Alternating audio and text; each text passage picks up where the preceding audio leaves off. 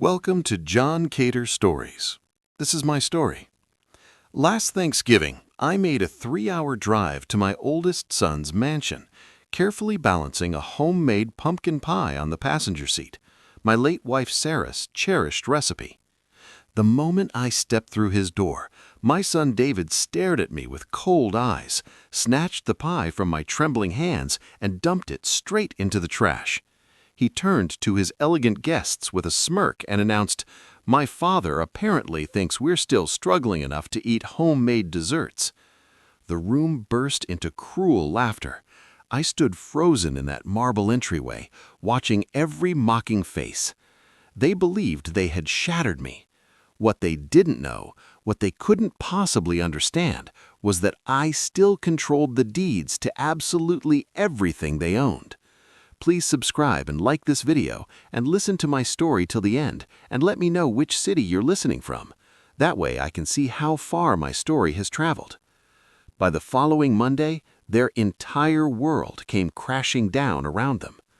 But let me take you back to the beginning to help you understand how we arrived at this moment. I'm 73 years old now, living alone in a modest apartment in Cleveland after downsizing when Sarah passed away. I didn't need much space anymore, just enough room for precious memories and the phone that rarely rang anymore. My beloved Sarah had been gone for 2 years. Cancer consumed her slowly, agonizingly, and somewhere during those final heartbreaking months, I noticed my children simply stopped coming around. Too swamped with work, they'd claim. The kids have soccer practice. Things are absolutely crazy right now. Every excuse felt like a blade piercing my heart, but I swallowed the pain, because that's what fathers do, isn't it? Thanksgiving was supposed to be different this year. I called my son David 3 full weeks ahead of time, told him how desperately I wanted to see my grandchildren, told him about the loneliness that was suffocating me. He let out this heavy, irritated sigh through the phone, like I was asking him to donate a vital organ. "Fine, Dad," he said flatly, "but don't expect us to come get you. You'll need to drive yourself." I told him I would. I didn't mention that driving 3 hours at my age terrified me now. My hands shake sometimes without warning, my vision blurs unexpectedly, but I would have crawled across broken glass to see my grandchildren. The morning of Thanksgiving, I woke at 5 o'clock sharp. I spent hours making Sarah's pumpkin pie from scratch, the same recipe she'd perfected over 40 years of our marriage. The crust had to be perfectly flaky, the filling impossibly smooth, the spices balanced just exactly right. I packed it with such care in a box lined with soft towels to keep it beautifully warm. Can you imagine spending hours making something with love only to have it destroyed in seconds? Keep listening. The drive felt endless. My back screamed in agony by the second hour, but I kept thinking about my grandchildren's faces lighting up, about sitting at a family table surrounded by love, about feeling like I still mattered to someone in this world. When I pulled into David's driveway, I noticed the luxury cars everywhere. BMWs gleaming in the sunlight, Mercedes polished to perfection, a Tesla tucked in the corner. His neighborhood outside Chicago screamed wealth and privilege, the kind of wealth I had given him when I sold my construction empire 15 years ago, the kind of wealth that allowed him to pretend he'd earned every penny himself through his own brilliance. I walked up that stone pathway, pie balanced so carefully in my aging arms. Through the enormous window, I could see beautiful people laughing, crystal glasses clinking together. The door was unlocked, so I let myself in quietly. The foyer was pure marble, an expensive crystal chandelier sparkling overhead. I remembered when David couldn't afford to fix his broken car. I remembered writing the check that rescued him from bankruptcy in his 20s, saving his entire future. Standing in that house, you'd never believe he'd struggled a single day in his entire life. "Dad's here," someone announced in a monotone voice. I think it was my daughter-in-law, Monica. She didn't even bother getting up from the luxurious couch. David emerged from the kitchen, gripping a wine glass, his face already flushed from drinking. He's 51 now, thick around the middle, wearing a designer sweater that probably cost more than my entire monthly budget. "You actually showed up," he said. Not hello, not happy Thanksgiving, just pure surprise that I'd kept my word. I smiled anyway, my heart swelling with hope. Wouldn't miss it for anything. I brought pie, your mother's special recipe. That's when everything shattered. David walked over deliberately, took the box from my trembling hands, and before I could speak another word, he lifted the lid, glanced inside with disgust, and marched straight to the kitchen garbage can. He stepped on the pedal with his expensive shoe. The lid swung open, and he turned that box completely upside down. Sarah's recipe, hours upon hours of loving work, 40 years of beautiful memories, sitting on top of coffee grounds and crumpled napkins. "We already have dessert from La Maison," he announced loudly, making absolutely certain the entire room could hear him clearly. Laughter erupted like an explosion, not nervous, uncomfortable laughter, real, genuine, cruel laughter. My other two sons, Marcus and William, were there with their wives. My grandchildren sat hunched in the corner, staring mindlessly at their glowing phones, not even bothering to look up at their grandfather. Monica covered her mouth, but I could see clearly she was smiling wickedly behind her manicured hand. I stood completely frozen in that kitchen doorway. The smell of expensive catering filled every corner. Wine glasses clinked merrily. Someone cracked another vicious joke about the pathetic old man's amateur baking skills. Something inside me went absolutely still. Not broken, still, like water freezing solid over an impossibly deep lake. I didn't cry, I didn't shout, I just looked directly at David, at the boy I had taught to ride a bicycle, the teenager I had rescued from trouble more times than I could count, the man who now stood before me, wearing my money like an expensive costume.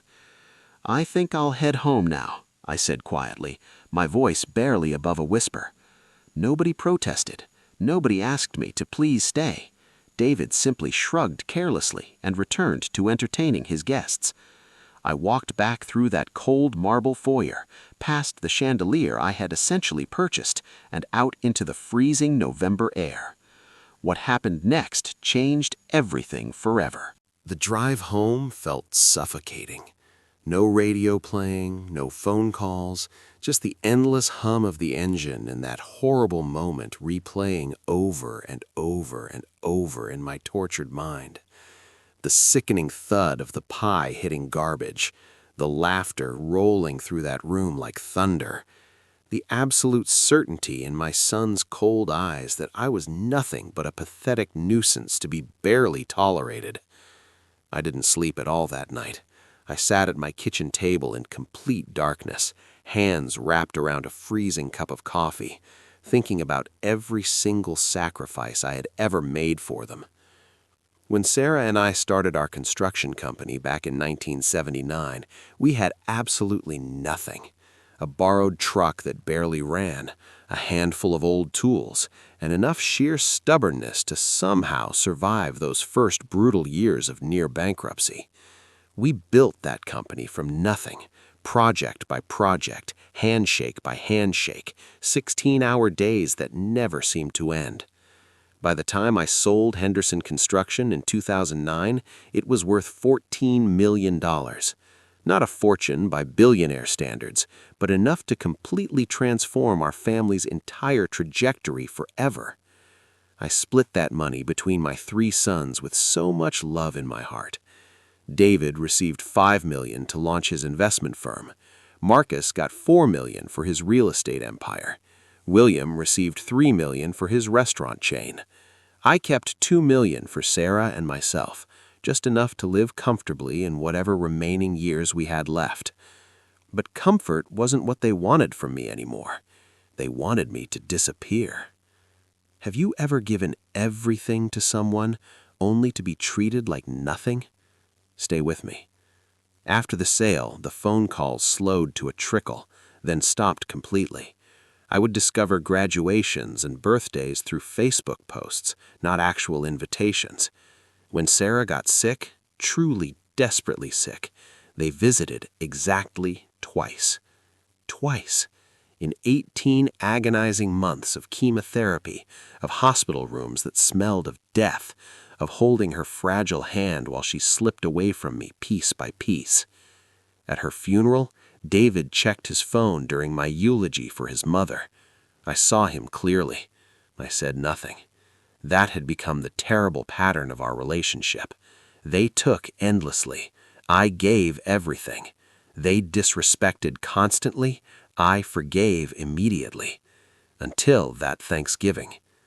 I thought that was simply the unbearable price of being a father. The older generation fading quietly into nothing, while the younger one rises triumphantly. But watching my wife's pie sitting in that garbage can, surrounded by their mocking laughter, I realized something absolutely crucial. Forgiveness requires genuine remorse, and they had none. None whatsoever. The day after Thanksgiving, I couldn't get out of bed until noon. My body felt impossibly heavy, like grief itself had physical weight crushing me. I made toast, couldn't force myself to eat it. Made coffee, watched it go cold. I kept thinking about Sarah, my beautiful Sarah. What would she say to me now? I could almost hear her gentle voice. "Raymond, you gave them wings to fly. It's not your fault they used those wings to fly far away from you." She always defended them fiercely, even when they hurt her so deeply. But there was another thing she used to say, usually when she caught me writing yet another check to rescue one of them from their own disasters. "Be careful, Raymond. Generosity without any boundaries becomes dangerous permission. Permission to take endlessly, permission to disrespect completely, permission to throw a dead woman's cherished recipe in the garbage while laughing about it." By Sunday, the grief had transformed into something else entirely. Not anger exactly, clarity. I went to my old desk and opened the bottom drawer, the one I hadn't touched in years. Inside was a thick folder bound tightly with rubber bands. Documents, contracts, property deeds, the complete paperwork of 45 years of building and giving and trusting. I spread everything across my kitchen table and started reading carefully. Here's what my sons never understood, what they never bothered to learn because they were far too busy spending my money. When I gave them those millions, I didn't simply hand over cash and walk away like a fool. I'm not stupid. I'm a contractor. I build things with escape routes and safety codes built in. Every single gift came with very specific conditions. The $5 million to David was structured as a revocable trust, meaning I retained the absolute right to reclaim it under certain carefully defined circumstances. Marcus's real estate money was technically a loan secured against properties I still held legal liens on. Williams' funding came with my name listed as a silent partner with majority control. They had signed everything, every document, every clause, every single word. They just never bothered reading the fine print because they arrogantly assumed the sentimental old man was too weak to ever enforce anything. They were catastrophically wrong. What I discovered in those documents gave me all the power I needed. Keep listening to find out what happened next. I spent the entire next week reviewing everything with completely fresh eyes, made detailed notes, highlighted crucial clauses, cross-referenced dates and signatures with obsessive precision. The more I read, the more I understood exactly how much power I still held over their lives. They lived in houses that technically belonged to me. They ran businesses that I could dissolve with a single phone call. They spent from accounts that existed only because I allowed them to exist. 45 years of building hadn't just created their comfortable wealth. It had given me the keys to completely dismantle everything. Monday morning, I called my attorney. Frank Martinez had been handling my legal affairs for 30 years. He knew the entire family history intimately, knew every document, knew me better than almost anyone. "Raymond," he said warmly, "Happy belated Thanksgiving, my friend. How was the visit with the kids?" "Frank," I said, my voice steady as steel, "I need you to activate every single protective clause I have, all of them, today." There was a long, heavy pause. "All of them, Raymond? That would essentially—" "I know exactly what it would do. That's precisely why I'm asking." Another pause, even longer. "Can I ask what happened?" I told him everything, about the pie, about the laughter, about standing in a room full of people my money had elevated, being treated like garbage. Frank was quiet for a long moment. Then he said softly, "I'll have all the paperwork ready by tomorrow morning." Sometimes the people closest to us hurt us the most. Have you experienced this? Keep watching. The calls started that same afternoon. I called David's bank first, explained calmly that I was exercising my legal rights as the trust administrator. The woman on the phone was professional, completely detached.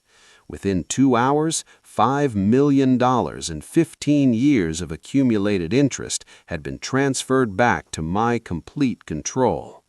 I called the holding company managing Marcus's real estate empire, informed them that I was calling in the loans secured against his properties immediately. The chief financial officer stammered, desperately tried to negotiate. I told him he had exactly 72 hours. I called the corporate lawyer handling Williams' restaurant chain, reminded him that as majority silent partner, I had the full authority to dissolve the partnership and liquidate all assets. He asked if I was being serious. I asked him if he wanted to find out. By Wednesday, the dominoes were already falling spectacularly. David's investment firm couldn't make payroll because its operating accounts had been frozen solid. Marcus received official notices that 3 of his most valuable properties were entering foreclosure proceedings. William discovered that his restaurant suppliers had been notified of a potential ownership change and were demanding immediate payment. I sat in my small apartment drinking coffee, watching the sun set over Cleveland. My phone rang constantly, numbers I recognized instantly. I didn't answer a single call. Let them wonder, let them panic, let them feel exactly what I had felt walking out of that house on Thanksgiving. The silence after humiliation is absolutely terrible. Now they could experience it themselves. Thursday morning, David finally got through. I don't know how many times he'd called desperately. 50 times? 100? Maybe more. I answered on what must have been attempt number 101. "Dad, what the hell is happening?" His voice was completely panicked, stripped entirely of the arrogance I'd heard on Thanksgiving. "My accounts are frozen. The bank says you authorized some kind of transfer. This has to be a terrible mistake." "No mistake," I said with absolute calm. "What do you mean, no mistake? You can't just take my money?" "Actually, I can. You signed documents giving me that exact right 15 years ago. Did you ever actually read them, David, or were you too busy counting?" Silence.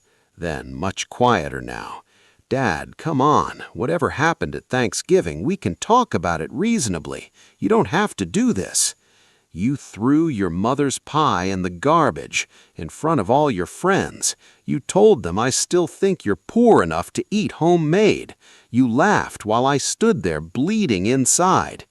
It was just a joke. I didn't mean—" "You meant every single word. That's what made it so crystal clear." I hung up. Their world was collapsing, and they had no idea this was just the beginning. Don't miss what happens next. The calls from Marcus and William came next, one after another. Same panic, same disbelief, same sudden desperate interest in having conversations they'd avoided for years. Marcus actually threatened legal action. I reminded him calmly that legal action would be extremely expensive and his assets were currently being frozen, so good luck paying any lawyer. William tried guilt, his voice breaking. "Dad, you're destroying everything I built." I told him he hadn't built anything. He'd spent what I gave him. There's a massive difference. By Friday, news had spread throughout the family like wildfire. Their wives called, voices dripping with the false sweetness they'd always used when they needed something from me. My grandchildren didn't call at all. I wondered if they even knew what was happening, or if they were still too absorbed in their phones to notice the world crumbling around their parents. Frank Martinez called me Saturday with a complete update. "It's done, Raymond. David's trust is fully reverted. Marcus's properties are in pre-foreclosure.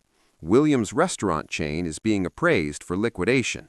You'll have the full summary by Monday, but we're looking at roughly $16 million in assets returning to your control, including all growth and interest." $16 million. More than I had given them. All of it built on my foundation, grown with my seed money, protected by documents they never bothered reading. I thanked Frank and hung up. Then I sat in the silence of my apartment and waited. Justice isn't always quick, but it's always deserved.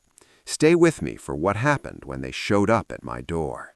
They arrived together on Sunday, all three of them pulling into my apartment complex parking lot in luxury cars that would soon be repossessed.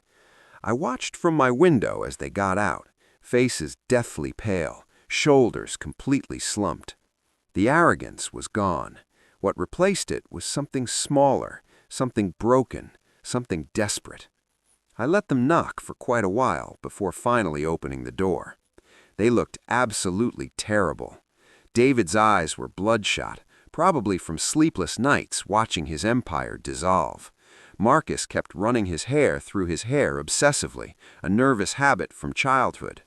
William just stared at the ground, completely unable to meet my eyes. "Dad," Richard started, his voice shaking, "please, we need to talk about this. Everything's falling apart. The firm is about to collapse completely. Marcus might lose his house. William's restaurants are shutting down. You have to stop this." I stood in the doorway, arms crossed firmly. "Why?" "Because we're your sons." "You remembered that?" The question hung in the air like smoke. None of them knew how to answer. "Thanksgiving," I said, slowly, deliberately. "Do you understand what that pie meant to me? Sarah's recipe, the same pie she made for 40 years, the last thing I have of her that I can still share, and you threw it in the garbage like it was absolutely nothing, like she was nothing, like I was nothing." Marcus stepped forward desperately. "Dad, we didn't think—" "No, you didn't. That's exactly the problem. You haven't thought about me in years. You take and you spend and you pretend you earned what I gave you. When your mother was dying, you visited twice, and at her funeral, David, I saw you checking your phone during the eulogy, her eulogy." David's face flushed deep red. "That's not—" "Don't lie to me. Not now. It's far too late for that." William, the youngest, finally spoke up. "So this is revenge? You're destroying our lives because of a pie?" I looked at him for a long, hard moment. "No, this isn't revenge. It's consequence. There's a difference." I stepped aside and gestured for them to enter. They filed in slowly, looking around my small apartment like they'd never seen it before. Probably hadn't. None of them had visited since Sarah's funeral. Tell me in the comments, and if you've dealt with something similar, share your story. You're not alone. Subscribe for more stories about standing your ground and reclaiming your life. I sat in my armchair, the one Sarah used to call my thinking spot. They stood awkwardly, unsure if they were even allowed to sit. "I'm not going to apologize for what I've done, and I'm not going to undo it. The money is mine. It always was. I just let you borrow it because I thought I was helping. But helping someone who has no gratitude isn't helping. It's enabling." "What do you want from us?" David asked quietly. I wanted respect. I wanted to matter. I wanted to eat Thanksgiving dinner with my family without being humiliated in front of strangers. But you couldn't give me that. So now I'm taking back what I can. Marcus slumped onto my couch without asking. We'll lose everything. The houses, the businesses, everything. Yes. And you're okay with that? I leaned forward. Do you know what I felt when I drove home from your house on Thanksgiving? Empty. Like everything I had worked for, everything Sarah and I had sacrificed meant absolutely nothing. You made me feel like a ghost in my own family. So yes, Marcus, I'm okay with this, because at least now you'll understand what it feels like to lose something that mattered. They stayed for another hour, pleading, arguing, desperately trying different tactics. Guilt, nostalgia, even threats. Nothing worked. I had spent 60 years building things for other people. This was the first time I was building something for myself. Peace. When they finally left, David paused at the door one last time. Is there anything we can do? Anything at all that would make you reconsider? I thought about it. Really, truly thought about it. Learn humility, I said quietly. Not for my sake, for yours, because the world doesn't owe you anything, and neither do I. If you figure that out, really figure it out, maybe we can talk again. But right now, no. The answer is no. He nodded slowly and walked out. I closed the door behind him and locked it firmly. The weeks that followed were strange and beautiful. I had more money than I knew what to do with, and no one to share it with. But there was also something I hadn't felt in years: freedom. I stopped waiting desperately for phone calls that wouldn't come, stopped hoping pathetically for visits that never happened. I had spent so long trying to maintain connections with people who saw me as a wallet that I'd forgotten what it felt like to just exist without expectation. I started walking in the mornings. There's a beautiful park near my apartment where retirees gather to feed the ducks and complain about the weather. I became one of them, made a few genuine friends, started playing chess on Tuesdays. I also started baking again. Sarah's recipes, the ones I'd learned over our 40 years together. Not pumpkin pie, though. That one still hurt too much. But her apple crumble, her lemon bars, her chocolate chip cookies that the grandchildren used to fight over. I brought them to the park, shared them with strangers who actually appreciated them. The thank yous felt different now, genuine, free of obligation. Sometimes losing everything is the only way to find yourself. You won't believe what happened next. Last month, I received a letter. No return address, but I recognized the handwriting immediately. William. It was 3 pages long, a real apology, not the kind that begs for forgiveness, the kind that acknowledges wrongdoing without expecting anything in return. He wrote about his failures, about the terrible entitlement he'd developed, about the shock of losing everything, and the slow, painful process of rebuilding from absolutely nothing. He's working as a line cook now at a small diner outside Memphis. Minimum wage, shared apartment. He said it's the hardest and best thing that's ever happened to him. At the end, he wrote, "I'm not asking you to undo anything. I just wanted you to know that I finally understand what you were trying to teach us, and I'm sorry it took losing everything to learn it." I read that letter 3 times, tears streaming down my face. Then I put it carefully in the drawer next to Sarah's photograph. I don't know if David and Marcus have learned the same lessons. I haven't heard from them yet. Maybe they're still angry. Maybe they're still blaming me. Or maybe they're quietly rebuilding too, and the letters just haven't come yet. Either way, it's not my responsibility anymore. I did my job. I raised them, I supported them, I gave them more chances than most people get in a lifetime. What they do with this final lesson is completely up to them. People ask me sometimes if I regret it. The friends I've made at the park, they've heard the story, or at least parts of it. A few of them think I was too harsh. One sweet old woman told me I should have been more forgiving. But here's what I've learned at 73 years old. Forgiveness without accountability isn't forgiveness, it's permission. And I spent decades giving permission for my own mistreatment because I confused love with tolerance. Love isn't tolerance. Love has boundaries. Love has consequences. And sometimes love means letting people fall so they can learn to stand on their own. I still think about that Thanksgiving sometimes. The thud of the pie hitting garbage, the laughter echoing through that expensive house, the looks on their faces when I walked out without a word. But now when I think about it, I don't feel pain. I feel clarity. They thought they were laughing at an old man who didn't matter.